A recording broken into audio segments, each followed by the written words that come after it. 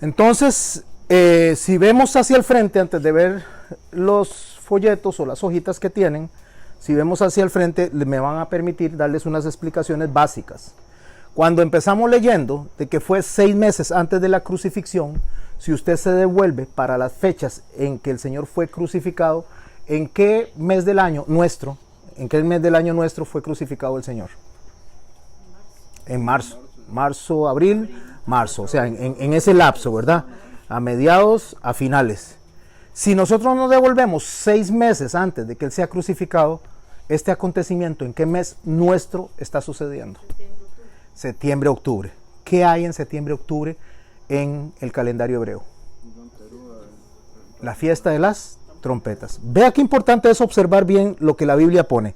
Porque cuando Él dice, entonces vino uno, y resulta que cuando usted viene y utiliza el calendario para ver cuándo está sucediendo todas estas cosas, las cosas para el Señor no suceden por casualidad. Todo para el Señor está bien definido en la línea de tiempo.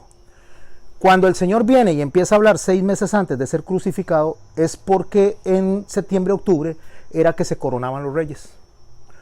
Entonces, lo que sucede en este momento es que si un rey era puesto en marzo, o era puesto en enero, o era puesto en diciembre, no importa el mes del año en que fuera puesto el rey, la coronación se daba hasta la fecha de septiembre, hasta la fecha de las trompetas.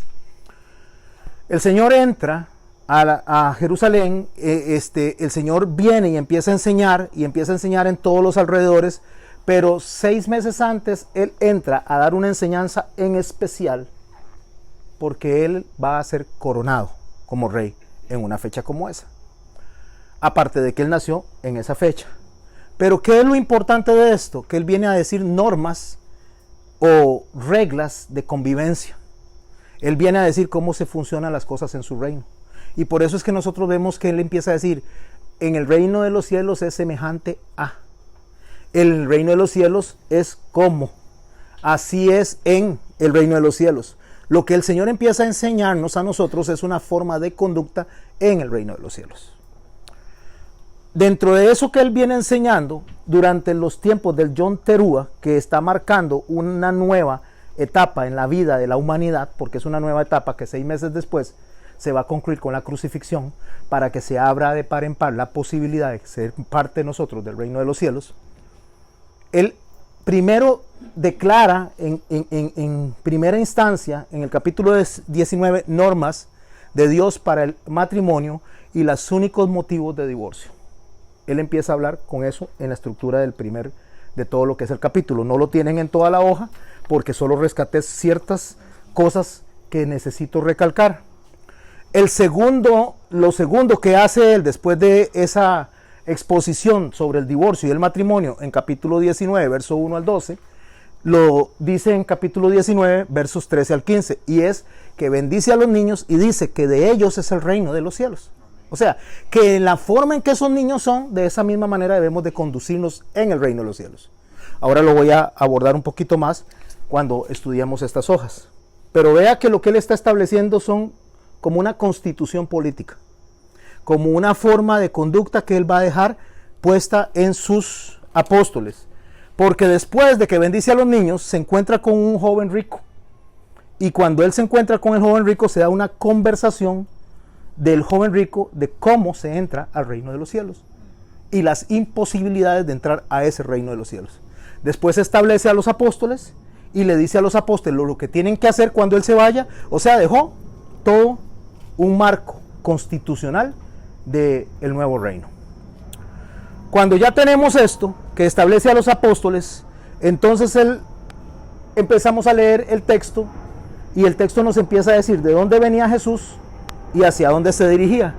El Señor venía del otro lado del Jordán, dice el texto, y ahora lo vamos a ver, y se dirigía hacia Judea para después terminar en Jerusalén. Cuando usted escucha en la Biblia que se sube a Jerusalén, lo que está hablando es se acerca a Dios. Cuando se dice que se baja de Jerusalén, como en el caso de Jonás, que bajó de Jerusalén hacia Jope, es que se aleja de Dios. Acercarse a Jerusalén es un equivalente a acercarse al reino de Dios, a la forma en que Dios nos dice que nos conduzcamos. Alejarse de Jerusalén equivale a alejarse la forma en que Dios nos dice que debemos de conducirnos en el reino de los cielos. Es un equivalente. Lo que hace el Señor es bordear todo eso antes de ir a Jerusalén. Recuerde, está pasando 6 meses antes. Esto es algo que debemos de tenerlo muy presente. Cuando Él entra a Jerusalén, entra en un tiempo de profecía, y es lo que está sucediendo justamente en ese momento. En Génesis 49:10 dice así: no será quitado, como una de las profecías que se le hicieron a los hijos de Jacob. Jacob hizo estas profecías, en especial a Judá. Dice: no será quitado el cetro de Judá, o sea, el reinado de Judá, ni el legislador de entre sus pies. Que es el legislador en sus pies, su posición sobre la tierra para dirigir al pueblo, hasta que venga Silo. Esta palabra, hasta que venga Silo, Silo es Mesías. O sea, Judá o los judíos van a gobernar hasta que aparezca el Mesías. Y a él se congregarán los pueblos. ¿Cuándo se congregan los pueblos? Cuando Silo esté enseñando cómo debe conducirse en el reino de los cielos. A él se congregarán los pueblos, hablando de las diferentes personas. ¿Por qué esto es importante? Porque siempre Jerusalén había sido gobernada por judíos, siempre. Aunque tenía ocupación griega, aunque tenía ocupación asiria, siempre los ocupantes, los imperios que habían invadido, habían dejado a un judío gobernando. Siempre. Hasta que vino Jesús. Cuando vino Jesús, los que gobernaban en ese entonces eran Poncio Pilato, que era procurador romano en una tetrarquía. Gobernaba Herodes Antipas, que era idumeo o descendiente de la línea de Esaú, aunque estaba casado con una judía, pero no gobernaba un judío, no gobernaba a nadie de la línea de Judá. Y gobernaba Herodes Filipo, quien era hermano de él, quien era también idumeo, y Lisanías, que era ptolomaico o de la línea de los griegos, que en su momento habían ocupado esta zona. Qué importante que ninguno de los 4 que estaban gobernando en la tetrarquía, que es un gobierno dividido en 4, resulta que ninguno de ellos era judío. Entonces se había cumplido en ese momento lo que la profecía había dicho, que el Mesías no iba a venir hasta que el cetro no estuviera en las manos de un judío. Jesús está caminando por ahí. Los esenios que habían salido, los esenios que estaban en el desierto, ya los esenios habían regresado a Jerusalén, porque los esenios sabían de esto. Los esenios eran los ultra ortodoxos fariseos que defendían la Torá y se alejaron por los gobiernos que se habían dado en consecuencia con los griegos, con los romanos y con diferentes en Jerusalén, y ellos no estaban de acuerdo con eso. ¿Por qué sabemos que los esenios habían regresado? Porque Jesús le dice a ellos que cuando vean un hombre con un cántaro que va caminando con el agua, que le digan a él que él necesita ir al aposento alto, y de hecho que le pidan un pollino o un burrito. Un pollino o un burrito que nunca ha sido montado. ¿Por qué sabemos que era esenio? Porque nadie en ese tiempo jalaba, varones no jalaban el agua, solo las mujeres, exceptuando los esenios. Los esenios, los varones eran los que jalaban el agua. Entonces sabemos que los esenios andaban por ahí porque sabían que el Mesías estaba caminando por ahí, en algún lado estaba o estaba por llegar, porque ya no estaba gobernando el cetro de Judá. Con esto en mente, mis hermanos, es que vamos a comenzar a estudiar esto que tenemos en la mano, porque nos va a enseñar a nosotros, nos va a dar una enseñanza un poquito más profunda. Yo podría hacerlo a manera de prédica, pero lo voy a hacer a manera de estudio, para que ustedes me puedan seguir y puedan apreciar las delicias de lo que es hacer un texto bien informado, abordando los expedientes, abordando la interpretación elaborada y alejándose de la interpretación ingenua. Porque resulta que la mayoría de las interpretaciones que se dan de la Biblia hoy en día son atómicas y ahistóricas. ¿Qué es algo atómico y ahistórico? Atómico es que cuando un átomo explota, desencadena una serie de explosiones hasta que usted ve la bomba atómica que destruye todo. Bueno, una interpretación atómica implica que una persona hace una exégesis, hace toda una enseñanza, toda una presentación de una palabra o una frase. Eso es algo que realmente no nos presenta a nosotros el texto correctamente. Y ahistórico significa que no usan la historia para poder interpretar correctamente esto. La introducción que acabo de hacer es para poderles mostrar a ustedes cómo debemos de abordar este texto para entender lo que está pasando ahí. Cuando ustedes escucharon a la pastora Cindy, que estaba presentando toda la parte histórica de Egipto, es necesario hacer eso para poder usted abordar un texto.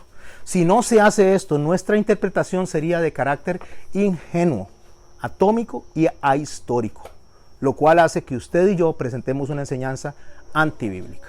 Ok, ahora vamos a las hojas. 6 meses después de que está aconteciendo esto, o sea, 6 meses después es el crucificado, 6 meses antes de ser crucificado, esto está pasando durante el Yom Teruah, durante lo que debería ser la coronación de él como rey. Y él está caminando por ahí cumpliendo una profecía bíblica de Génesis 49. En el verso 16 del capítulo 19 dice, entonces vino uno. ¿Quién fue el que vino? En el verso 2 podemos ver que de las grandes multitudes fue que salió ese uno, y lo pueden seguir en la hoja. Y en el 19:3 dice que ese uno salió de los fariseos, que estaban entre las grandes multitudes. Pero los fariseos tenían una motivación muy particular, que era tentarlo para ponerlo a prueba.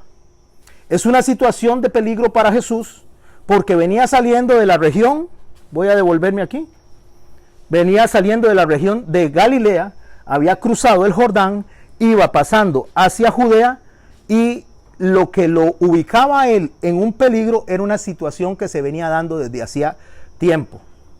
Si ustedes ven en el recuadro que puse, podemos tener una mejor idea de la intención de los fariseos si leemos el texto de Lucas 3:1. Y lo voy a leer, aquí lo puse.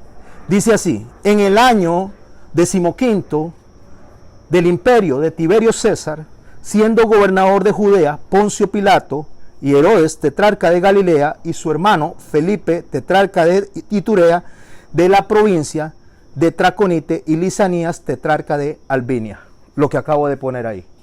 Pero si yo no conozco la historia, no entiendo lo que el mensaje me está dando, porque está dándose un cambio de gobierno, está dándose un cambio de reino. Hay una transición entre el reino del mal y el reino de los cielos. Y Jesús está en este momento hablando de lo que es el reino de los cielos. El Señor dice, arrepentidos porque el reino de los cielos se ha acercado. Cuando dice arrepentidos porque el reino de los cielos se ha acercado, lo que el Señor está diciendo es la forma de gobierno que es aceptable para mí como Dios, aquí está al frente. Yo no vine a abrogar la ley, yo vine a darle fin o a explicarles cómo es que yo deseo que me agraden. ¿Por qué es tan importante el texto de Lucas 3:1 antes de continuar? Porque resulta que el año 15, aparte de ser un cumplimiento profético de la venida del Mesías, también era un tiempo de celebración de un jubileo. Cada 49 años, el año 50 se daba un jubileo. ¿Qué sucedía en los jubileos? En los jubileos se liberaban las personas de las deudas, se liberaban las personas de las cárceles, se le daba a las personas la oportunidad de volver a empezar una vida de nuevo desde cero. Era como overjolear a los seres humanos que formaban parte del pueblo de Israel. O sea, él está viniendo en el año de Tiberio César a decirle a la gente que su forma de vivir no es aceptable a Dios, pero que Dios les está dando la oportunidad de ser perdonados y de reiniciar su vida para con él.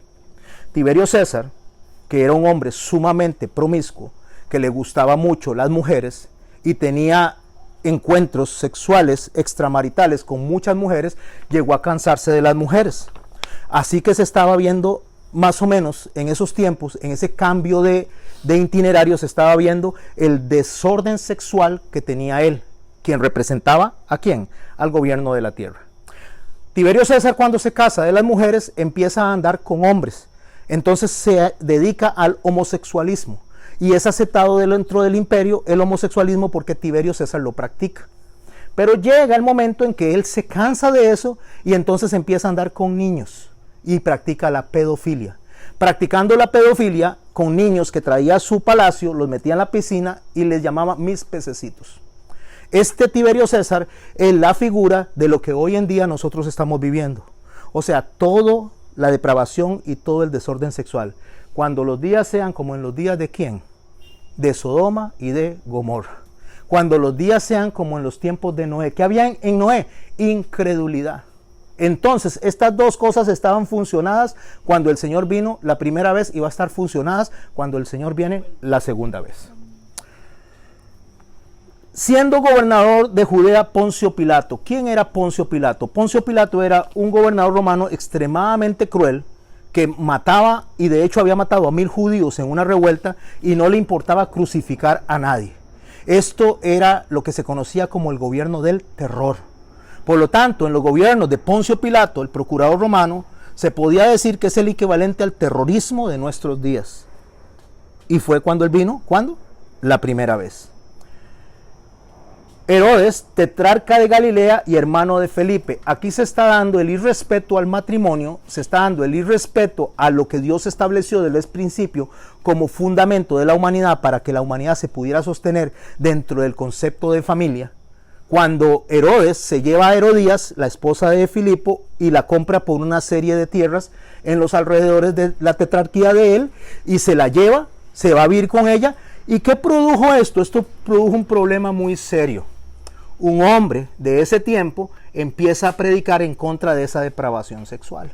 Empieza a predicar en contra del adulterio. Empieza a predicar en contra de lo que el regente, la autoridad de turno de ese momento, que era Herodes, estaba practicando, y es decapitado por eso. ¿Se llamaba cómo? Juan el Bautista. Entonces don Juan el Bautista es asesinado en esa área. Por lo tanto, hablar cualquier cosa que tuviera que ver con divorcio, hablar cualquier cosa que tuviera que ver con niños en el reino de los cielos, no sé si me voy ubicando por la forma del gobierno como se estaba dando, hablar de cualquier cosa que tuviera que ver con riquezas en contra de eso, ponía en peligro al ponente, en peligro de muerte. ¿Por qué lo ponía en peligro de muerte? Justamente porque los gobernadores no querían verse expuestos, y de esa forma fue que murió Juan el Bautista. Así que en Lucas capítulo 3 dice, era la misma región del Jordán, por donde viene el Señor caminando, donde Juan el Bautista había predicado del bautismo, del arrepentimiento para perdón de pecados. Podemos entender lo que los fariseos estaban pretendiendo que Jesús hiciera, que hablara en contra o que pusiera en evidencia su desacuerdo con el tipo de gobierno que se estaba dando en un año de jubileo, donde todo el mundo debía ser perdonado. De ahí era la trampa, porque la idea era confrontar el adulterio de Herodes con Herodías y su hermano Felipe. Estoy en la línea de azul. El Señor continúa en el debate con los fariseos, ampliando la respuesta de la siguiente manera. ¿Cuál respuesta? Lo que viene hablando en los primeros capítulos. ¿Se acuerda de que viene en los primeros versículos? ¿Qué viene hablando en los primeros versículos? Lo que tiene que ver con el adulterio, las causas legales para poder estas personas separarse según el concepto de Moisés, y les va a decir a ellos también, dentro de esto, lo que el Señor requiere realmente como un principio, que es no tener un corazón endurecido, o sea, perdonarse. Porque cuando a él le preguntan por qué causa las personas se separan, si Moisés permitió eso, él dice por la dureza de su corazón, porque al principio no fue así. Quien adulteró debe arrepentirse de sus pecados y regresar al reino de los cielos, o introducirse en el reino de los cielos, y quien fue ofendido por ese adulterio debe de perdonar e introducirse al reino de los cielos. Al no poder formar parte de este grupo de personas que agradan a Dios, entonces no queda más que se separen para que no sigan haciéndose más daño del que ya se han estado haciendo. Entonces Jesús viene y dice esto en el verso 4 del capítulo 19, y lo tienen en su hoja en negrita, que es el verso que estamos leyendo.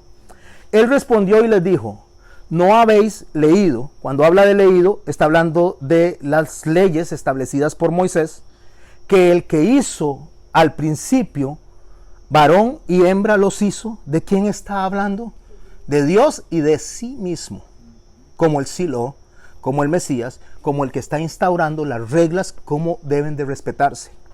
Y dijo, por esto el hombre dejará, y ya sabemos lo que significa dejará, padre y madre para unirse a su mujer. ¿Quién está haciendo lo contrario? Herodes. ¿Quién está funcionando diferente a lo establecido por Dios? Las personas que están en las cúpulas religiosas, que están permitiendo eso y no confrontan al tetrarca de Galilea, ni confrontan al tetrarca de Judea, ni confrontan a los tetrarcas de los alrededores del Jordán, y él está en esa zona, diciendo esto. Así que no son más dos, sino que una sola carne, por lo tanto, lo que Dios juntó no lo separe el hombre. Luego el Señor, cuando hace esta apreciación, lo que Él hace es decirles y hablarles acerca de la dureza del corazón. Recordemos que Juan fue decapitado por este mismo concierto, por esta misma forma de exponer, ¿verdad? Por la misma ponencia, Juan perdió la cabeza. ¿Qué era lo que estaban pretendiendo los fariseos? Que sucediera lo mismo con Jesús. Exactamente lo mismo. Bueno, si vemos un poco más, después de este debate, viene la presentación de los niños. ¿Por qué viene la presentación de los niños? Porque en la presentación de los niños, lo que él dice que las personas para entrar en el reino de los cielos debe ser como ¿quiénes? Como un niño de esos. Como cualquiera de estos niños tiene que ser la persona para poder ser aceptada dentro del reino de los cielos. Y no solo eso, dice de ellos es el reino de los cielos. ¿Qué entendemos con eso? Sería muy peligroso nosotros poder hacer una observación emocional, porque entonces vamos a decir que tenemos que ser como los niños en cuanto a su conducta. ¿Y cómo son los niños? Berrinchosos, inquietos, peliones, a veces egoístas, la mayoría del tiempo, mentirosos, por cierto. Empieza a pensar en todas estas cualidades de un niño, porque el niño hay que corregirlo porque se conduce mal. ¿El Señor estaba entonces diciéndonos que fuéramos como ellos en esa área? No, el Señor estaba hablando de dependencia. Debemos de ser como ellos porque ellos son dependientes al 100% de los padres. Y de ahí viene la historia del joven rico. ¿Ve cómo se acomoda la enseñanza? Porque el joven rico, lo que el Señor le iba a enseñar a él era dependencia. No era una enseñanza contra la riqueza. Le estaba enseñando que su dependencia estaba sostenida en las riquezas. Y por eso hay que ser como un niño. Que su dependencia, al igual que la dependencia de todas las personas, estaba sostenida en un sistema. Pero que él venía a enseñar realmente cuál es la dependencia correcta para que nosotros podamos ser ciudadanos del reino de los cielos. Así que cuando Marcos nos amplía este evento, dice esto, al final dice, Jesús se indignó, eso lo dice Marcos, y les dijo, dejad que los niños venir a mí, y no se lo impidáis, porque de los tales es el reino de los cielos. De cierto os digo, el que no reciba el reino de Dios como un niño, no entrará en él. El que no llegue a Dios con una completa dependencia de Dios, no es posible que entre. Nosotros llegamos al reino de los cielos agarrados de muchas cosas. Agarrados del trabajo, agarrados de amigos, agarrados de la esposa, agarrados del esposo. Y agarrados no estoy hablando de pleito, estoy hablando de sostenidos, como que eso es lo que nos va a sostener a nosotros. Y si no tenemos eso, nos deprimimos, nos sentimos tristes y hasta nos rendimos. Y el Señor le está enseñando a ellos que si nosotros no somos 100% dependientes de Dios como los niños, nosotros no entraremos en el reino de los cielos. El Señor dice allá en Hebreos que debemos de acercarnos confiadamente al trono de la gracia para hallar misericordia y oportuno socorro. ¿Qué significa? Dependencia nuevamente. Entonces, después de ver las características de los niños, vamos a seguir leyendo. Está en el otro recuadro de la segunda página, donde él le dijo, maestro bueno. ¿Quién? Este que se salió, se desprendió de la multitud y se le acercó a él. Pudo haber sido un fariseo, pudo haber sido solo un rico, pero definitivamente era alguien que había captado la atención del Señor. Y le dice, ¿qué debo hacer, maestro bueno? ¿Qué bien haré? Subrayo en amarillo porque él no está hablando de qué bien soy, sino qué bien debo hacer. Está hablando de obras, está hablando de acciones. ¿Qué bien haré para tener la vida eterna? En primer lugar, el Señor nos ha enseñado a nosotros que la vida eterna es conocerlo a Él y conocer al Padre. El concepto que este hombre tiene de vida eterna no es conocimiento, sino que Él está pensando en vivir por siempre. Para Él vivir por siempre es vida eterna. Déjeme decirle, mis hermanos, que la gente va a vivir por siempre en el infierno, pero no es vida eterna. Vivir por siempre no implica vida eterna. Vivir por siempre es tener el conocimiento de Dios y estar con Él para efectos de Jesucristo. Eso es vida eterna. Pero ¿qué bien haré para tener eso?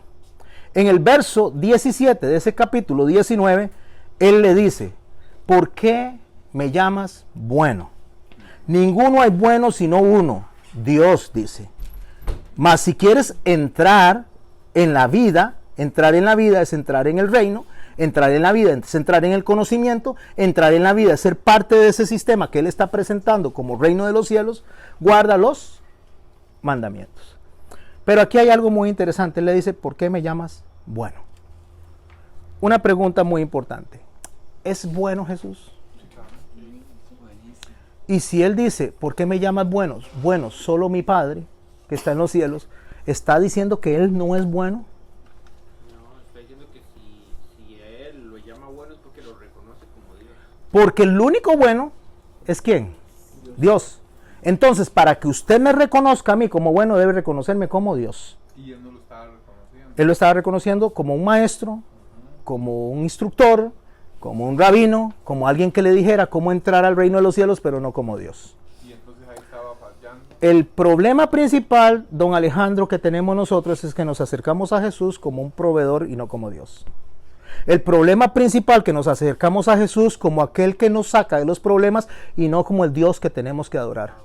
El problema principal es que nos acercamos a Jesús solamente como que si fuera un salonero o un bombero apagafuegos o la persona que nos sirve la mesa y no como el Dios que tenemos que adorar en las buenas y en las malas, en la escasez y en la abundancia, en la enfermedad y en la salud. O sea, debemos de acercarnos a Dios, tengamos o no tengamos nada, y de ahí es la conversación que Él tiene con este joven rico. No es que Él esté en contra de las riquezas, es que la riqueza le estorbaba a ese rico para poder verlo a Él tal y cual era. Pero resulta que Marcos nos dice algo hermosísimo y está bajo el recuadro en Marcos 10:17. Escuche lo que dice Marcos, que es la conducta que tenemos que observar. Porque el Señor Jesús le dice del joven rico, en la forma en que se acerca a Él, dice, vino uno corriendo e hincando la rodilla delante de Él. Cuando dice hincando la rodilla, lo que está diciendo es que pone una rodilla en el suelo y se acerca hacia Él. ¿Cómo se está acercando hacia Él? Se está acercando en reverencia, se está acercando en respeto, se está acercando en una forma en que todas las demás personas lo están viendo, que hay un reconocimiento para Jesús, pero no como Jesús quiere que se le acerque. Y aún así dice Marcos más adelante, y Jesús le amó. ¿Y por qué dice Jesús le amó? Porque aunque estuviera equivocado, Jesús le ama y le presenta el reino de los cielos tal y cual debe ser. Jesús le amó. ¿Cuántas veces usted y yo no nos acercamos a Jesús con las rodillas dobladas, con una actitud de reverencia, con una actitud de adoración, pero sin un reconocimiento de lo que Él es para nuestras vidas? ¿Y por qué no le reconocemos lo que Él es para nuestras vidas? Porque aceptamos de Él parte de lo que nos dice, lo que nos conviene. Y este Señor poderoso y amoroso le está diciendo a ese joven rico que para poder acercarse al reino de los cielos debe obedecer los mandamientos. ¿Cuáles mandamientos? Porque es muy importante preguntarnos cuáles mandamientos. Él está dando los mandamientos que estaban en... Verso 18 del capítulo 19. Le dijo, ¿cuáles? No matar. Jesús le dijo, no matarás, no adulterarás, no hurtarás, no dirás falso testimonio, honra a tu padre y a tu madre, amarás a tu prójimo como a ti mismo. ¿Y qué le dice él? Todo esto lo he guardado desde mi juventud. Vea qué importante, Jesús le está mencionando 5 mandamientos de 10 mandamientos generales. Hay 613 mandamientos que estaban establecidos dentro de la ley de Moisés. Algunos eran mandamientos apódicos, ya lo aprendimos. Algunos eran causídicos, ya lo aprendimos. ¿Qué es un mandamiento apódico? Un mandamiento que dice, se hace esto o no se hace esto. O sea, amarás al Señor tu Dios, honrarás a tu padre y a tu madre, o no matarás. Eso es apódico. O sea, esos mandamientos no tienen ninguna opción de negociación, no tienen ninguna opción de entenderlos de otra manera más de lo que fueron dichos. Y los mandamientos causídicos son aquellos mandamientos que tenían que ver con, en este caso, el divorcio.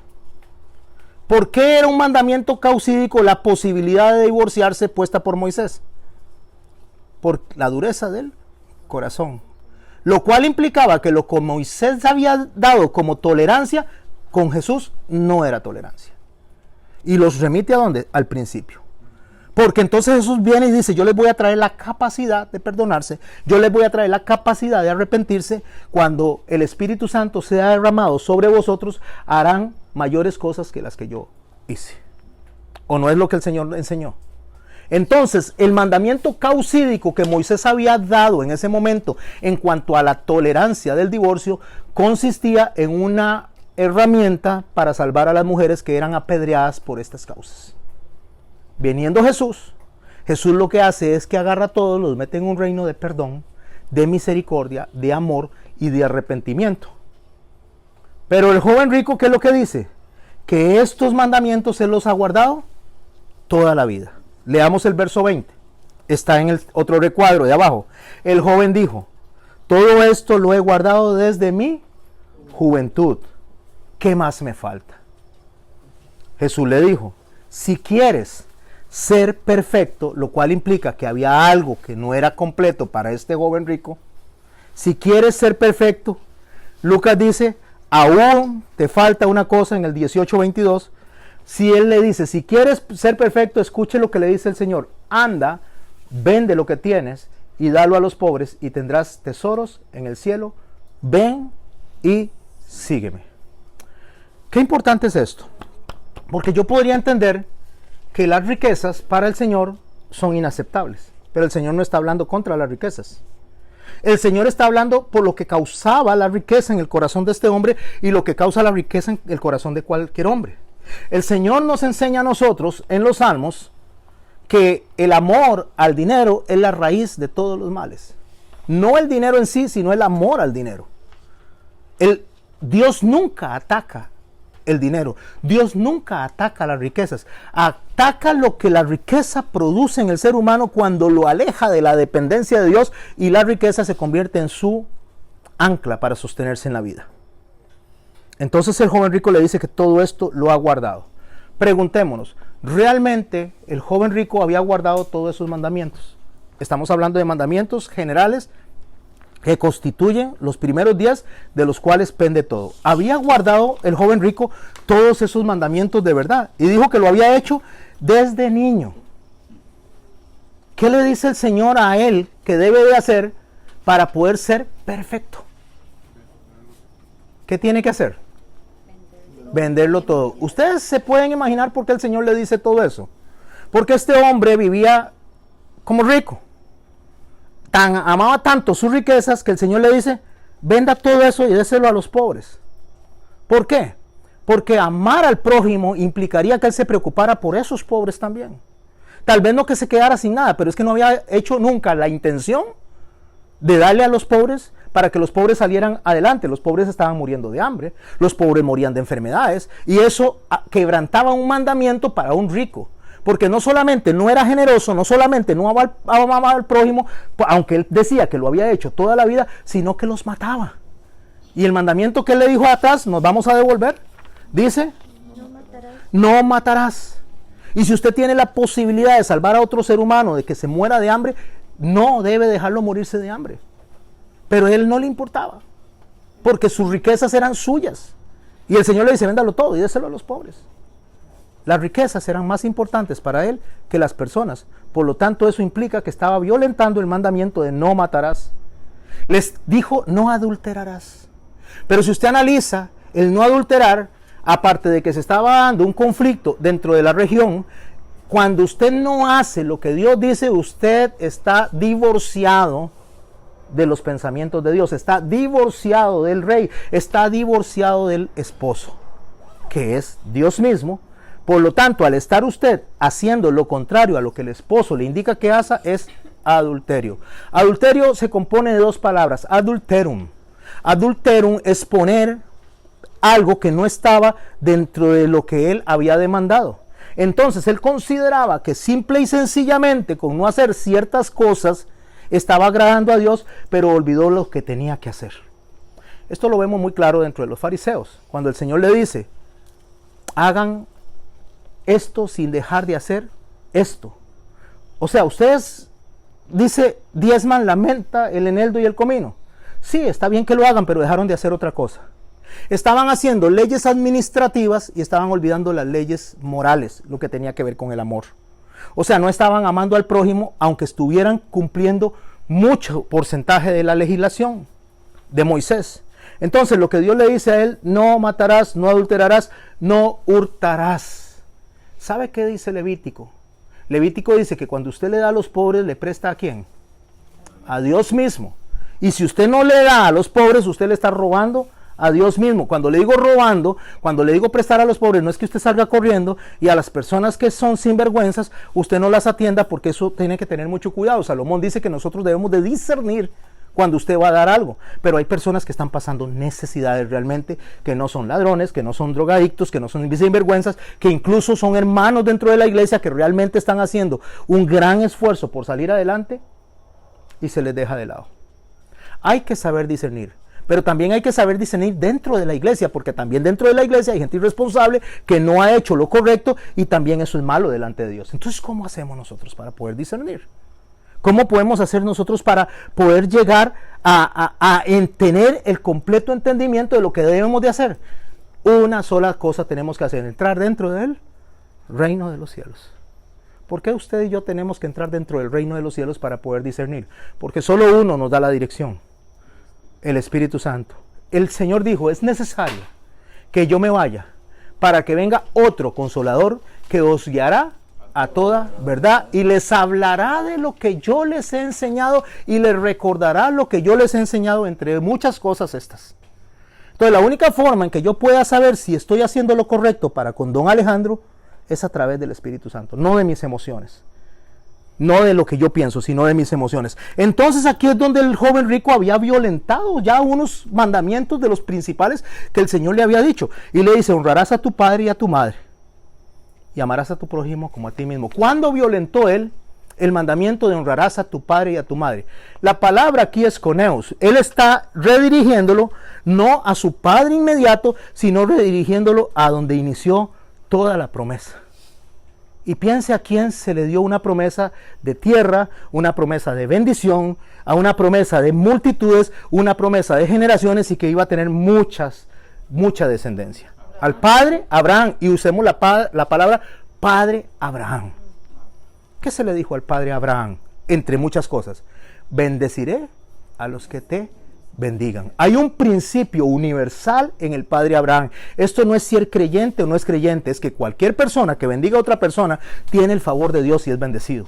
Y cualquier persona que maldiga a otra persona tiene el desfavor de Dios y no entra del favorecimiento de Dios. Entonces él no estaba honrando a su padre. ¿A cuál padre no estaba honrando? Al padre Abraham. Por lo tanto, este joven rico, que probablemente era fariseo, se encuentra con un Jesús que le saca todos los chuicas al frente y él se da cuenta de lo que está sucediendo. Entonces nos vamos al verso 22, pero antes del 22, en la segunda línea, en Marcos 10:11 dice, entonces Jesús mirándole, le amó y le dijo, una cosa te falta, vende todo lo que tienes y dalo a los pobres. Lo que él le está diciendo básicamente ahí es, tome su cruz y sígame. Renuncia a todo y sígame. Le está enseñando dependencia, le está enseñando obediencia y está comparando lo que el rico está haciendo con lo que está pasando en todo lo que es el imperio.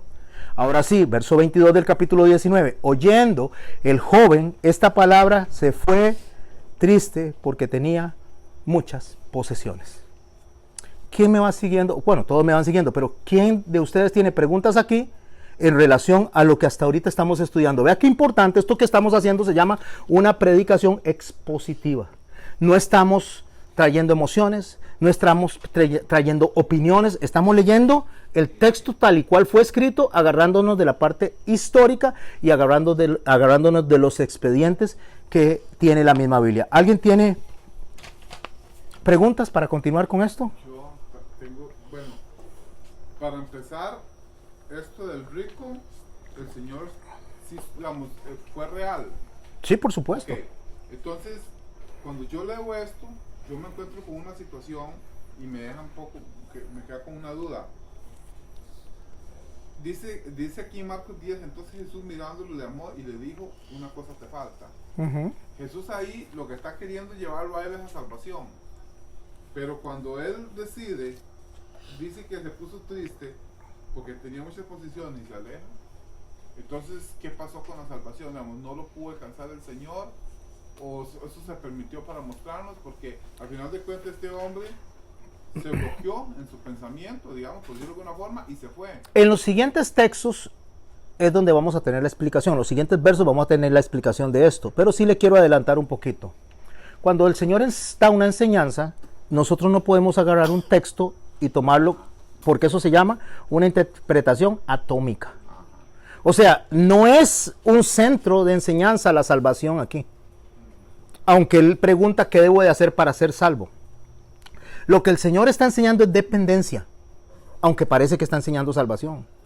Por lo tanto, una persona que Dios ha salvado, una persona que tiene el entendimiento correcto de lo que Dios quiere, va a depender al 100% de Él. Y lo vamos a ver conforme vayamos avanzando. Su pregunta es muy apropiada y está bien.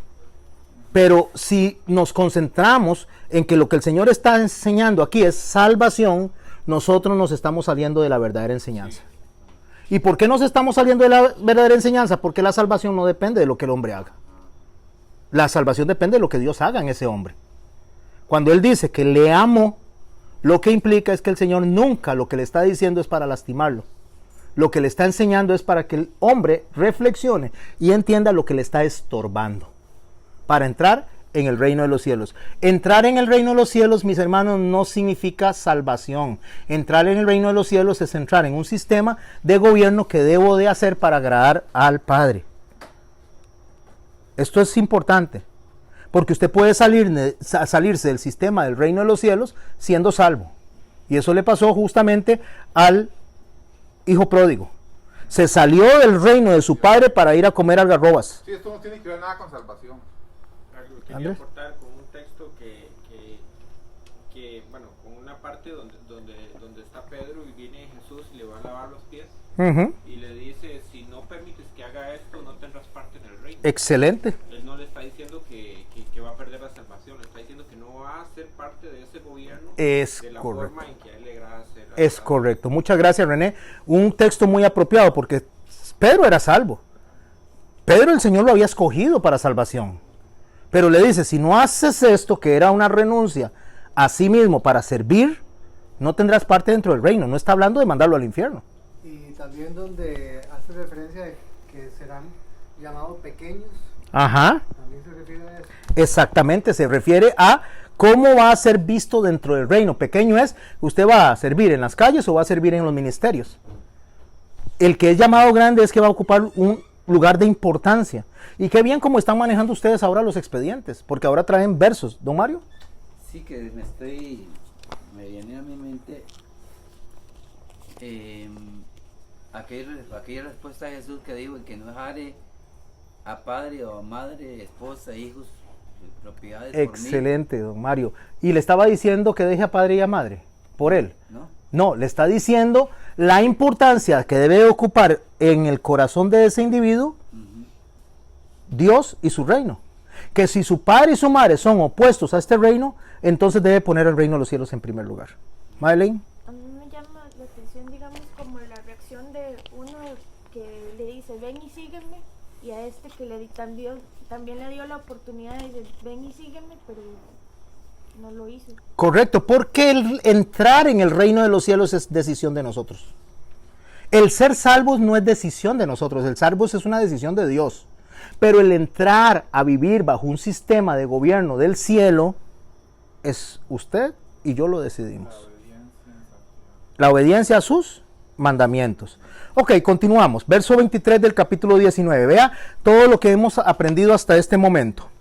Dice así, entonces Jesús dijo a sus discípulos, escuche, porque esta es una parte que se ha distorsionado en algunas de las enseñanzas, no en todas, hay gente que lo enseña muy bien, pero dice, entonces Jesús dijo a sus discípulos, de cierto os digo, que difícilmente entrará una palabra difícilmente habla de imposibilidad o de dificultad. Dificultad. De dificultad, no de imposibilidad, no es que no puede, sino que le cuesta. Entonces dice, difícilmente entrará un rico en el reino de los cielos. Qué importante, cuando la gente piensa que porque una persona es rico no va a formar parte del gobierno de Dios, no estoy hablando de salvación, por favor, esto es importantísimo. Quiere decir que si una persona es rica, que si Dios prospera a una persona no puede estar con nosotros porque nosotros somos unos pobretones dentro de la iglesia. Y entonces lo vamos a ver a él y tiene que agarrar y vender todo lo que tiene y dárnoslo a nosotros porque nosotros somos hermanitos de él y entonces él tiene que darnos todo lo que tiene y quedarse tal vez en la perrísima calle. Eso es comunismo, ¿verdad? Y no es lo que el Señor enseñó. Lo que el Señor enseñó es que aquel hombre que se acerca a nosotros podría bendecirnos a nosotros, pero no está obligado a darnos las cosas, solamente porque a nosotros somos los pobrecitos del barrio, o los pobrecitos del reino, los pobrecitos, hablando en la parte económica. ¿Por qué es importante esto? Porque cuando una persona tiene un poquito más que los demás, creemos que tiene la obligación de soportarnos a todos. Déjeme decirle que el 5% de las congregaciones en el mundo diezman. El 5% de las personas que se congregan en todas las iglesias alrededor del mundo diezman. Lo dice la encuesta de Barna. Y ese 5%, de ese 5%, solo un 3% lo hace de forma periódica, correcta. Por lo tanto, quiere decir que la congregación y todo el ministerio alrededor del mundo está sostenido en un 5% de los que se dicen iglesia.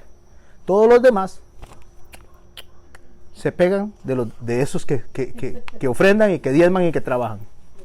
Toda la iglesia se pega de la yugular de ese 5%. Y así es como se pagan las cuentas, así es como se pagan los alquileres. Qué bonito nos quedó el templo y todo eso. Y qué bonito nos quedó todo eso. Y no solamente en eso, en tiempo también. El 5% de las personas dan de su tiempo. El otro 5% nada más llega a sentarse a ver qué hicieron los demás. Y a veces llegan a reclamar de lo que pero ¿por qué hicieron esto? Si yo lo hubiera hecho de esta manera, pero si ni se acercó. Ni se acercó. O sea, quiero rescatar lo que el Señor le está diciendo a este joven rico, mis hermanos. Lo que les está hablando es de conducta. Su conducta no es apropiada para el reino de los cielos. Entonces, él tiene que renunciar a muchas cosas. Y como tiene que renunciar a muchas cosas, le es difícil hacerlo. Pero no significa que no puede entrar en el reino de los cielos. Significa que no quiere entrar en el reino de los cielos porque tiene muchas posesiones. Y las posesiones pueden ser dinero, las posesiones pueden ser tiempo, las posesiones puede ser que le guste más ir a un concierto que estar con nosotros. Las posesiones puede ser que le guste más compartir con otro grupo de personas porque están allá en el golfo, porque está por allá, o porque está en la playa, o porque está por otro lado. No sé si me estoy explicando, que compartir con los ciudadanos del reino de los cielos. A eso se refiere el Señor. El Señor se está refiriendo a que Él quiere un lugar de prominencia, así se dice, ¿verdad? De importancia. Y entonces dice en el verso 24 de ese capítulo 19, otra vez os digo. ¿Por qué él dice otra vez? Porque está haciéndole como énfasis a lo que acaba de decir. Es correcto, porque lo va a explicar. Otra vez, ya les dije que es difícil que un rico entre en el reino de los cielos. Ahora se los voy a explicar por qué es difícil. Escuche, otra vez os digo que es más fácil pasar un camello por el ojo de una aguja que entrar un rico en el reino de los cielos. Vamos a hacer una pausa y ahorita seguimos en el siguiente verso. Para eso yo debo de irme a Jerusalén a ver cómo funcionaban las cosas en esos lugares. El animal más grande conocido para la época era el camello, el más alto. El animal más grande para nosotros hoy día es el elefante, hablando de los animales de la tierra. Entonces, cuando las puertas del reino se cerraban, porque las puertas del reino estaban completamente abiertas para que las personas entraran y salieran e hicieran ¿qué? Negocio, pudieran hacer comercio, todo esto se hacía. Pero a cierto momento, para protegerse de las invasiones de los enemigos, se cerraban las puertas. Y se dejaba una puerta pequeñita por la cual pasaba solo una persona. Se le abría la puerta y esa persona podía, si llegaba tarde, entrar o una persona salir. Esa puerta se llamaba puerta de la aguja. Cuando el camello venía, lo que el Señor está usando es una hipérbole. ¿Qué es una hipérbole? Una exageración. Lo que el Señor está diciendo es que para que el rico entre a ese lugar de comercio, tiene que hacer algo. Tiene que quitarle todas las riquezas al camello. O sea, todo lo que trae el camello, porque ya se cerraron las puertas de comercio, ponerlas a un lado y hacer pasar ese camello por esa puerta que se llama puerta de la aguja. Pero resulta que estaba a la altura de un hombre. ¿Qué hay que hacer con el camello para que él pueda pasar? Hay que hacer lo que se arrodille y pasar de rodillas agachadito y meterlo lo más posible sin ninguna carga hasta pasarlo al otro lado. O sea, le está diciendo, tiene que dejar las riquezas afuera y ya de noche se las van a robar porque se quedaron afuera, y eso no lo va a hacer el rico. Aparte de eso, ese camello a ponerlo de rodillas, imposible, ¿verdad? Esto está complicado. Entonces lo que el Señor está hablando no es de que el rico no puede ser salvo, no es de que las riquezas son un problema, sino que el amor a dejar esas riquezas allá afuera para poder entrar a dormir en un lugar seguro como el reino de los cielos, Él no lo va a hacer. Puede entrar al reino. Es la representación, puede entrar al reino, puede estar seguro, puede estar protegido, pero lo que está afuera le hace a él arriesgarse a dormir afuera, que lo asalten y lo maten por lo que tiene. Sus discípulos, oyendo esto, verso 25, se asombraron en gran manera. ¿Por qué se asombraron? Porque estaban entendiendo todo. Porque ellos viven en el contexto del Señor. Porque ellos saben qué es un rico, qué es un camello, qué es la puerta de la aguja, cómo se mercadea todo eso. Y acaban de oír al rico hablar de eso. Y que el rico tuvo que irse muy triste porque no quería renunciar a sus posesiones. Un hombre, devolviéndonos a los primeros versos, prefiere perder el matrimonio antes que arrepentirse de su pecado. Una mujer prefiere perder el matrimonio antes que perdonar. No son como niños que llegan donde Dios y le dice, Señor, estoy delante de ti, aquí me pongo delante de ti, soy 100% dependiente de ti. No solamente en la parte material, sino en mi estado emocional. Una mujer decirle a Dios, dependo de ti, Señor, aquí estoy delante de ti, tú sabes que estoy herida, tú sabes que me duele en lo profundo lo que me hicieron, pero yo me rindo a ti, te entrego a este hombre, yo lo voy a perdonar y voy a creer que él se arrepintió.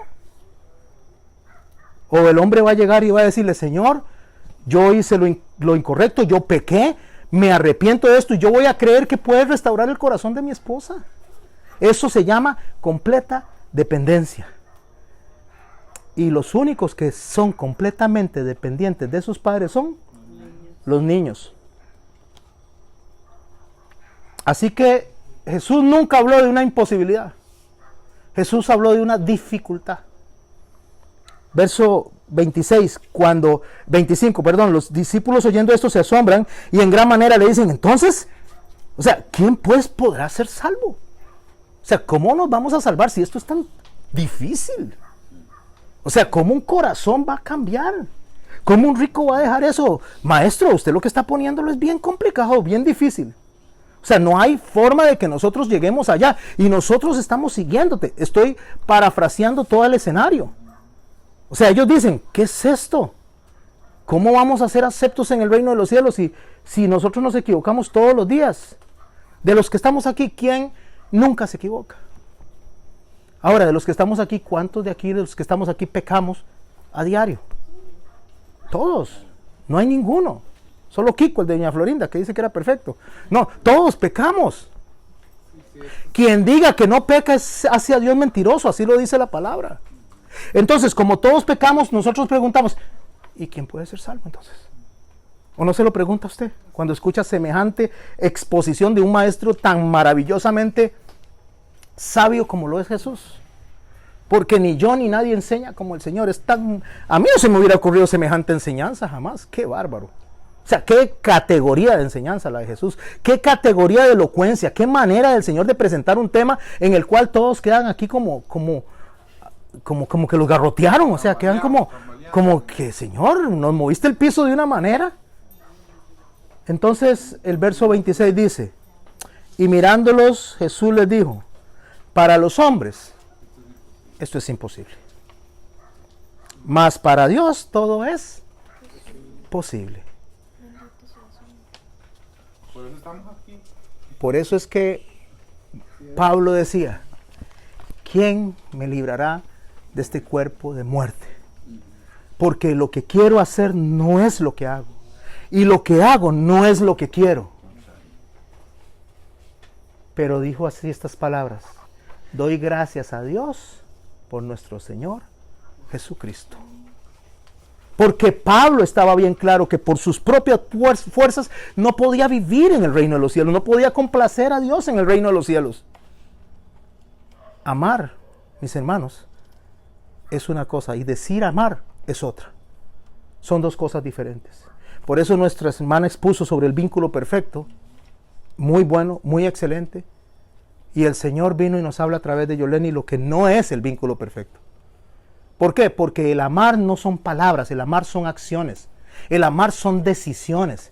El amar es hacer lo que Jesús dice. El amar es dejar afuera todas esas riquezas, bajarse del camello y entrar sin nada delante de Dios. Quitarse los zapatos, quitarse las sandalias, cualquier cosa que para nosotros nos cause seguridad.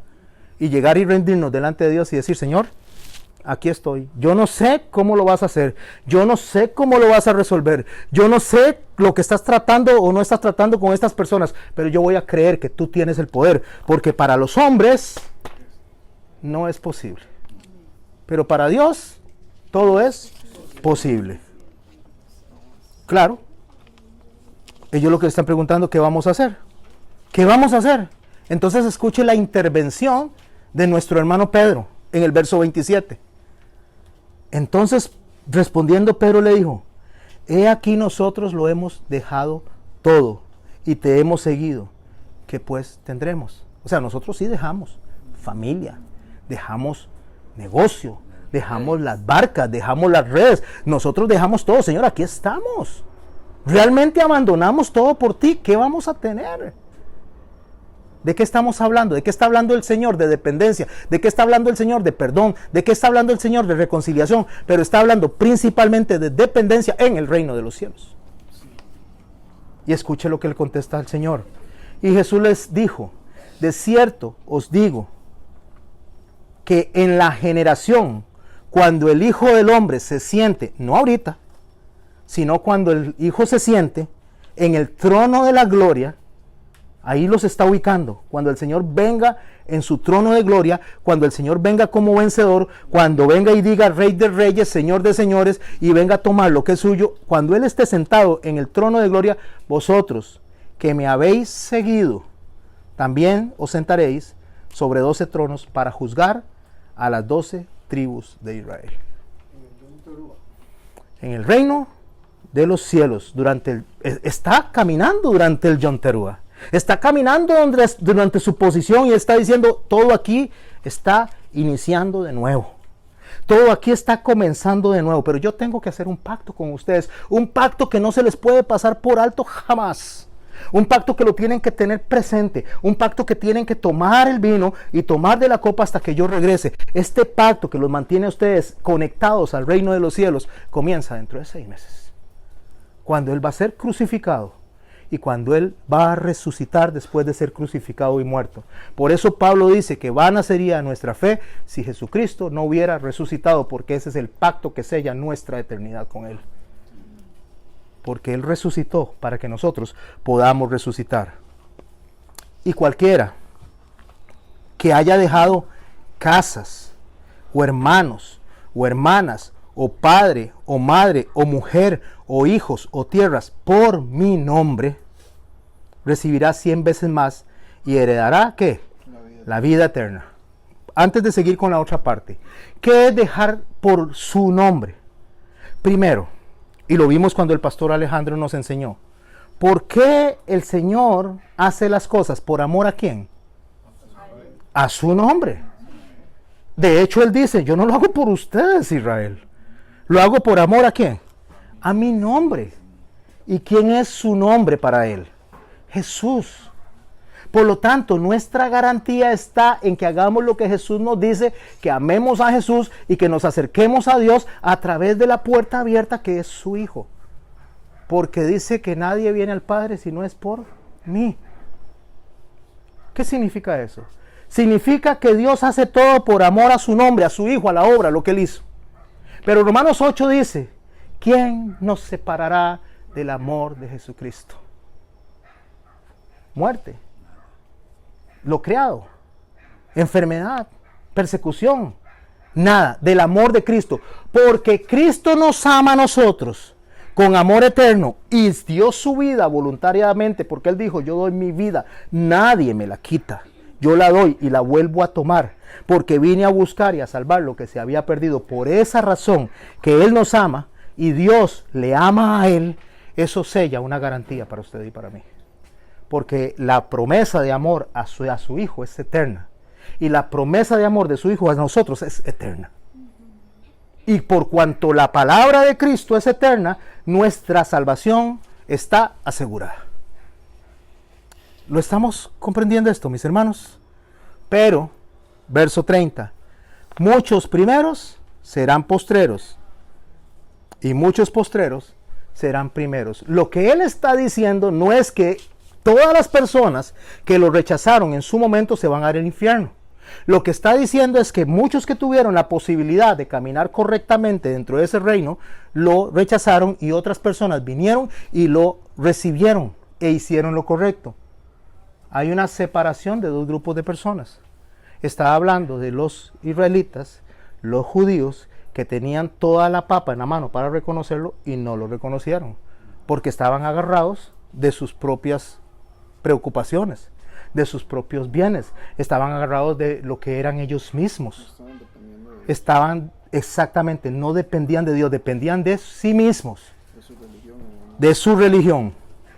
Ok, ahora con esto tenemos 25 minutos, 30 minutos para cerrar con Mateo capítulo 20.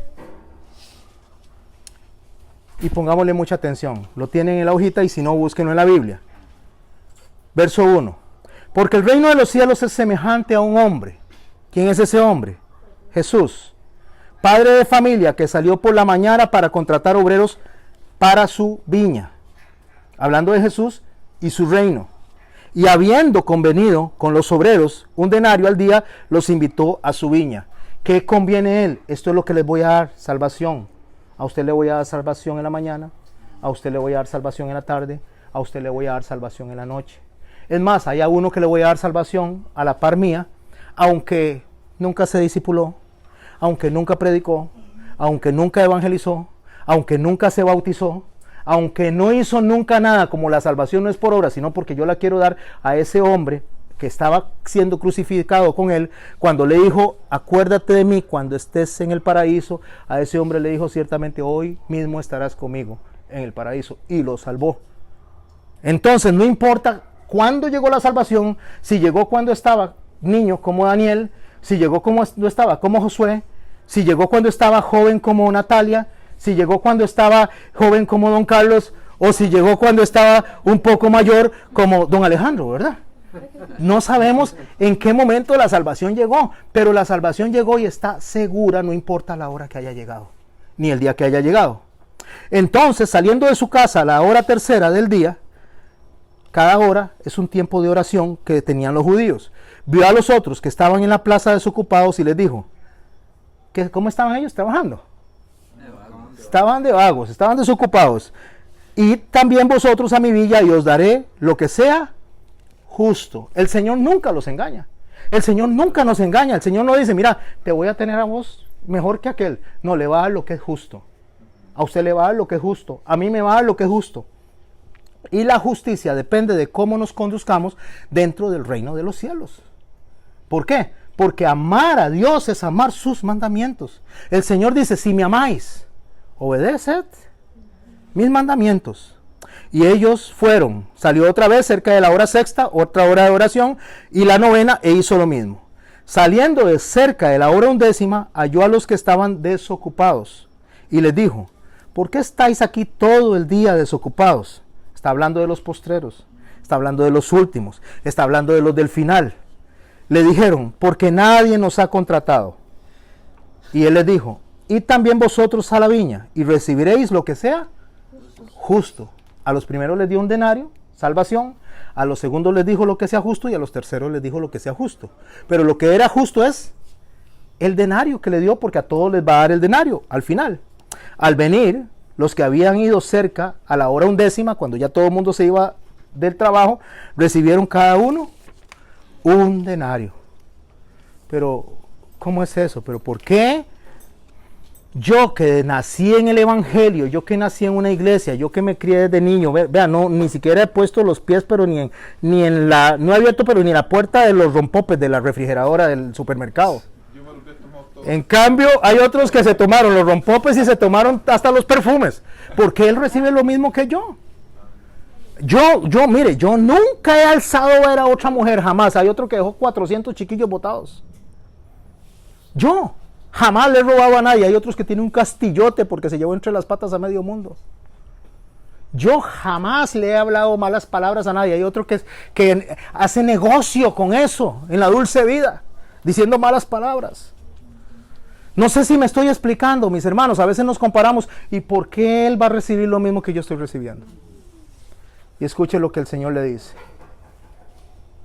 Y al recibirlo murmuraban contra el padre de familia, diciendo: estos postreros, los que vienen después, han trabajado una sola hora y los has hecho iguales a nosotros, que hemos soportado la carga de todo el día. Una pregunta, mis hermanos. ¿Cuántos de aquí tienen más de 20 años de haber llegado el Señor a sus vidas? Por lo menos, tal vez no el conocimiento que tenemos ahora, pero que llegó a nuestras vidas. Usted, más de 20 años, más de 20 años, más de 20 años, más de 20 años. ¿Cuántos tienen menos de 5 años? Levante la mano. Aquí tenemos 3 menos de 5 años. ¿Y por qué le van a dar el Señor lo mismo a ustedes que a los que tienen más de 20 años? Exacto. ¿Ah? ¿Por qué? Es lo que dice. Eso es lo que. ¿Pero por qué? O sea, yo debería recibir más. Yo me he sacrificado, yo me he esforzado, yo he estado en esto. Él respondiendo dijo a uno de ellos: amigo, no te hago agravio, dice. O sea, no lo estoy maltratando. No conveniste conmigo en un denario, o sea, no quedamos en que te iba a salvar. Toma lo que es tuyo, o sea, tome su salvación y váyase. Pero quiero dar a este último lo mismo que a ti. Pastor.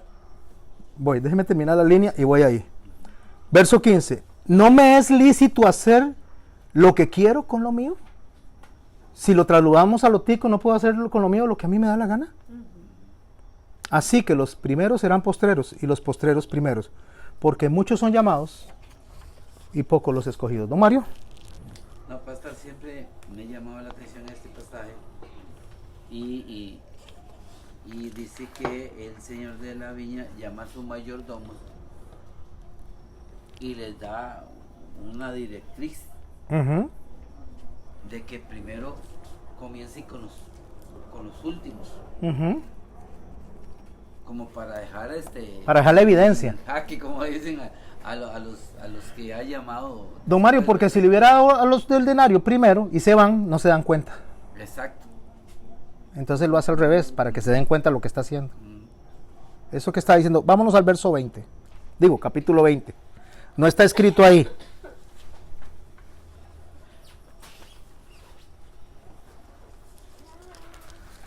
...19, 20... el 20 es la del joven rico... eso me lo brinqué, perdón, verso...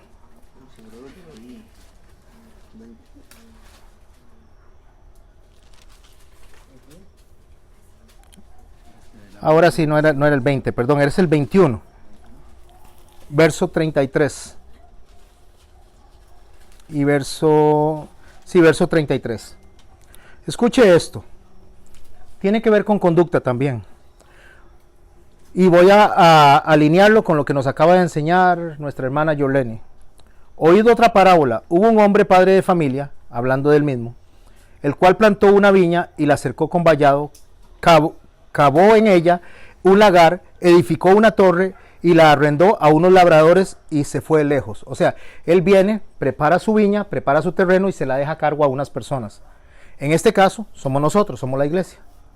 El Señor viene, establece la salvación, establece el sistema de salvación, establece el reino de los cielos y cómo debe ser, y nos confía a nosotros lo que tenemos que hacer mientras Él se va a preparar las moradas. Y ya saben que preparar las moradas es que nos dio la llave para que podamos entrar y salir cuando nosotros querramos. Y cuando se acercó el tiempo de los frutos, envió a sus siervos, a los labradores, para que recibieran sus frutos. Mas los labradores, tomando a los siervos, a uno lo golpearon, a otro lo mataron y a otro lo apedrearon. Envió de nuevo a otros siervos, más los primeros,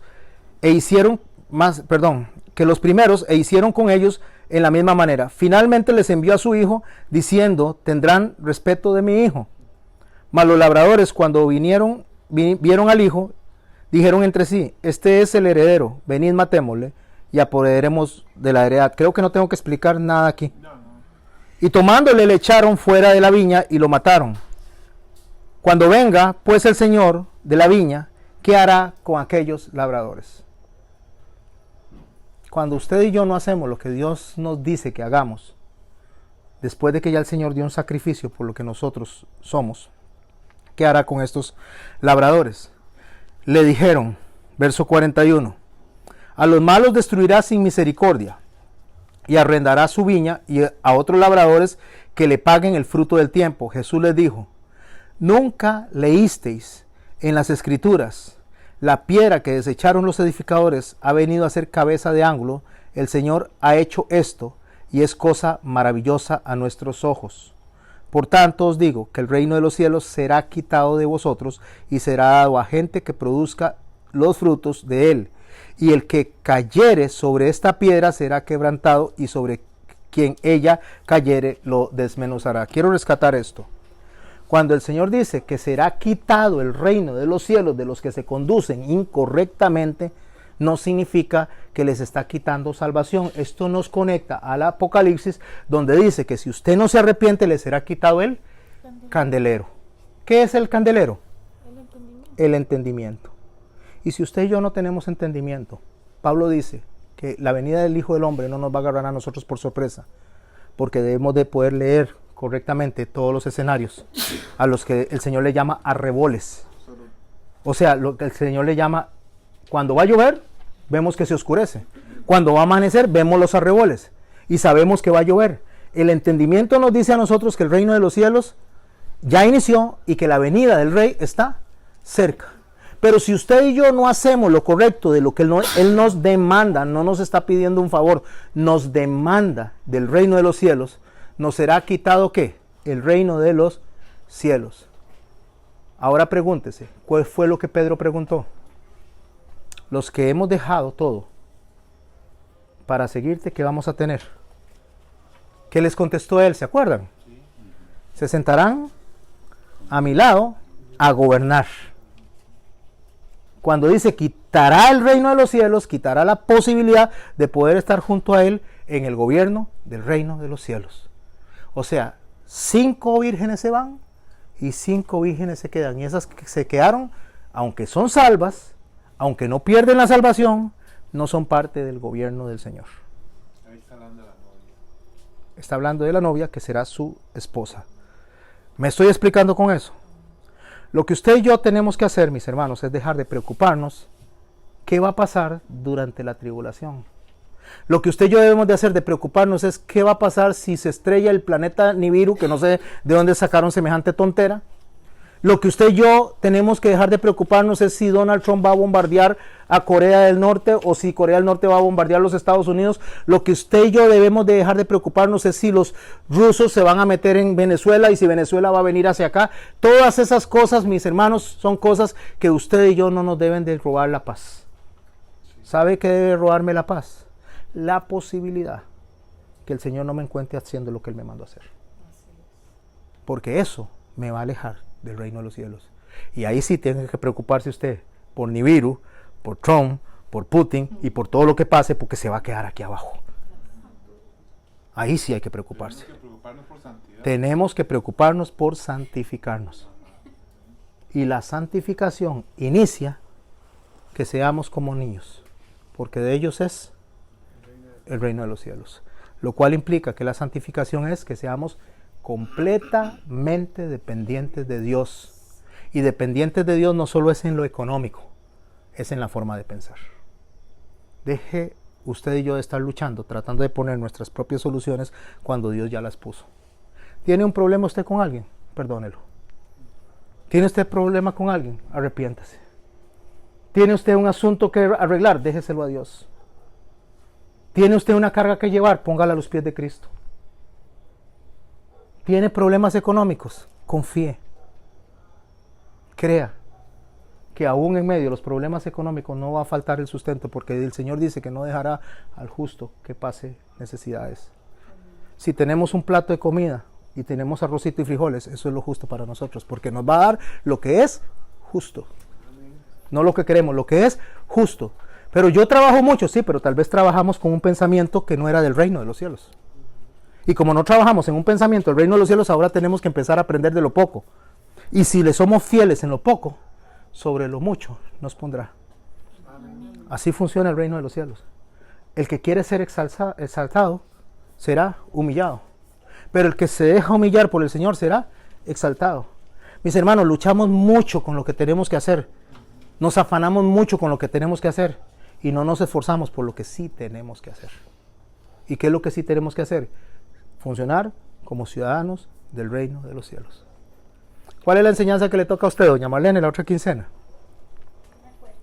No se acuerda. Romanos. A ver si lo encuentro. Porque yo...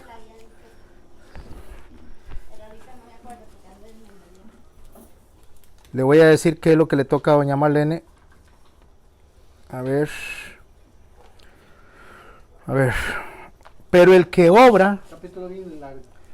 No, Romanos 4:4. Pero al que obra no se le cuenta el salario como gracia, sino como deuda.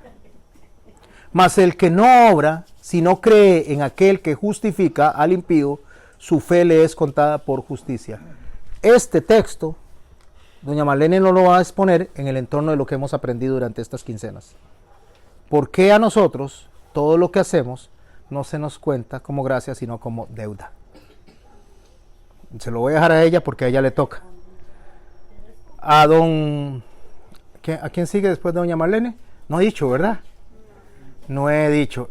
Le toca a don Mario. Don Mario, y de una vez le voy a avisar dentro de 15 días, si no puede venir, le voy a avisar a otro que esté listo con su enseñanza, por aquello que don Mario no pueda venir, porque don Mario no depende de eso, sino que depende de un trabajo. Entonces, lo que hacemos es hacer un intercambio, pero ambos tienen que estar listos para dentro de un mes, sería dentro de 15 días doña Marlene, dentro de un mes don Mario. Si don Mario no viene, le toca a Aurora. Y si don Mario viene, a Aurora le tocaría la siguiente quincena. Y si don Mario no viene, entonces lo intercambiamos. ¿Qué le toca a Aurora? 20 minutos. Les toca un máximo de 20 minutos. Aurora, ábrase por favor Mateo capítulo 22.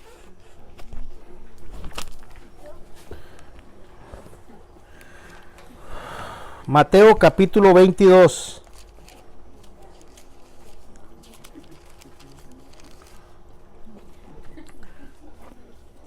El verso 10, Aurora. Siempre bajo la misma línea de expedientes que venimos analizando, sin salirse de esa línea. Verso 10, y saliendo los siervos por el camino, juntaron a todos los que se hallaron, juntamente malos y buenos, y las bodas fueron llenas de convidados. Eso le toca enseñar. ¿Ok? Todo sobre la misma línea. A don Mario, perdón, esa Aurora, le voy a dejar el mismo a los dos. Ok, allá como lo desarrolle cada uno. El mismo texto le toca a usted, el mismo texto le toca a usted. Los dos van a preparar ese texto. Si don Mario lo mandan allá para donde va a veces larguísimo, usted lo expone. Si don Mario viene, usted lo expone. Y si don Mario viene y no hay ningún problema, entonces yo le doy otro texto a usted. Vamos, para que no nos salgamos de la línea de enseñanza. Va a aprender, ¿verdad? Pregunta, nos quedan 9 minutos antes de cerrar y orar. ¿Alguna pregunta? ¿Algo que tengan ahí que aportar? ¿Les quedó bastante claro? Solo. Ariana, y después... Pastor, yo tenía duda ahí con Herodes. Ajá. Estábamos leyendo aquí en la hojita del otro Herodes. Dice Arlecao. Herodes tetrarca de Galilea. Ajá. ¿Es el mismo? Cuando Jesús nació, estaba un Herodes que se llamaba... Herodes es un título. Herodes no es un nombre. Como decir el presidente Arlecao, el presidente Filipo, el presidente Antipas. Cuando Jesús nació estaba Herodes el Grande. Cuando Herodes el Grande muere, le deja a sus hijos, por permisividad de los romanos, se divide entre los hijos de él lo que es el tetrarcado. Entonces se le da a Herodes Arlecao una parte, se le da una parte a Herodes Filipo y otra parte se le da a Lisanías y otra parte se le da a Herodes Antipas. A esos 4 se les da, ¿verdad? Pero resulta que Herodes Arlecao era tan malo, tan malo, tan malo, tan re malo, que era más malo que los malos. Era tan malo que los malos le tuvieron... sí, era tan malo, que era tan malo que los malos decidieron quitarlo porque dice, usted es muy malo.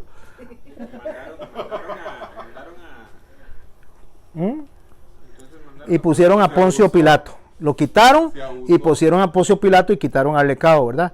Por eso es que después entonces el Señor pudo regresar. Era tan malo que el diablo le oía. El diablo le oía, le tenía miedo al diablo, ¿verdad? Entonces, cuando usted escucha a los Herodes, no son el mismo. El Herodes que cuando Jesús iba a nacer, era un Herodes, el grande. Que era malo también. Él lo persiguió a él, pero quedó... Él lo persiguió a él cuando era bebé. Entonces, él sale huyendo porque él tiene que huir a Egipto y quedan los hijos de Herodes, que es Arlecao, Filipo y Antipas. Pero resulta que Arlecao, Filipo y Antipas, Arlecao era muy maluco y entonces él seguía con la misma maldad del papá. Los romanos lo quitan y ponen un procurador romano. Entonces el tetrarcado se divide como lo estamos viendo ahí cuando el Señor regresa. Dice, ya el que procuraba matarte ya murió. No se refiere a Herodes el Grande, se refiere al hijo de Herodes el Grande, ¿verdad? A Arlecao. Y Herodías, que era hija de los Herodes, porque ellos se casaban entre hermanos para mantener la dinastía, Herodías se había casado con Filipo. Entonces Herodes, en una visita que hizo a Roma y vio a Herodías y la vio muy bonita, le ofreció un poco de tierras a Filipo y la compró y se la llevó. Entonces después se vino ella con Salomé a vivir a la casa de Herodes Antipas y ahí se da toda la historia que otro día vamos a ver. Es una historia muy interesante. Es que yo escuché que la esposa de uno de esos Herodes era judía. ¿Cuál era? La de Herodes, Antipas. Antipas. Entonces era Herodia. No, la verdadera esposa de la Herodes Antipas era, o sea, él desechaba y... Y ese es una frontera que se mencionó eso, que siempre he tenido una mente y ahora me viene. Cuando Jesús sale de niño, los lleva, tiene una enseñanza, ¿verdad? Sí, un montón. Y cumplimiento de profecía. Sí, exactamente. Pero no nos alcanza en 5 minutos, pero sí, o sea, hay enseñanzas enormes.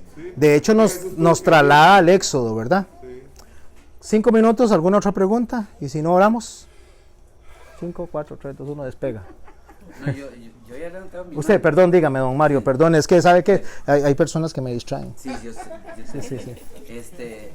No, que con respecto a lo que usted mencionaba hace un ratito de Apocalipsis, que será quitado el candelabro de su lugar, creo que como dice. Correcto. Escuché hoy en Faro del Caribe, por cierto, a un predicador, un pastor, decir que lo que le quitaba era el Espíritu Santo y que quitarle el Espíritu Santo esa persona iba para el infierno. No, porque iría en contra de todo principio bíblico. Sí, totalmente. El entendimiento, que es otra cosa. No, muchas gracias, sí. No, sí.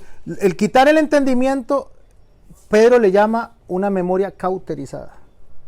O sea, llega una mente, cauterizada. O sea, llega el momento en que somos tan rejupones que el Señor nos quita el entendimiento para que vayamos a comer con los cerdos, exactamente, algarrobas. Y cuando estemos ahí, el entendimiento va a venir, porque el Señor no va a dejar que nadie muera de sus hijos sin antes recuperar la cordura. Pablo lo dice de otra manera. Por no haber reconocido a Dios, Dios los entregó. Correcto, los entregó. Pero ¿para qué los entrega? ¿Cómo lo dice Pablo? Entregue a Satanás, para que se salve su alma. ¿Ve qué interesante?